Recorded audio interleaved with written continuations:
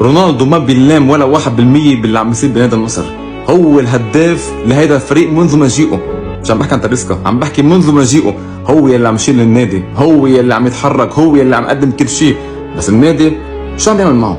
بتحس اللعيبه خايفانين والله عم يلعبوا ملاعب عالمي قدام، مش عارفين يعطوا باس، مش عارفين يهجموا. مع كل هيدا في كتير مشجعين بنادي النصر ما بدهم رونالدو، ما عادش بدهم رونالدو. قال كله كرمال طلعوا من بطولات وهلا رايحين موسم صفري، كله حق رونالدو. 200 مليون، ما هيدي 200 مليون جابت لكم هي خلال شهرين.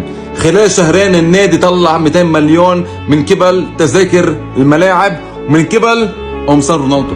هيدي 200 مليون بالنسبه لرونالدو ماشي كاسم اكبر مؤثر بالعالم، اكبر مؤثر بالعالم. اي فريق بيتمنى رونالدو حتى لو عمره 50 سنه، اي فريق. فتجوا تقولوا ما بدنا رونالدو ولا يجي الرئيس ان كانت هيدي خبريه صحيحه من موندو ديبورتيفو تطلع صحيحه، هيدا الشيء انا ضده كليا، ضده كليا.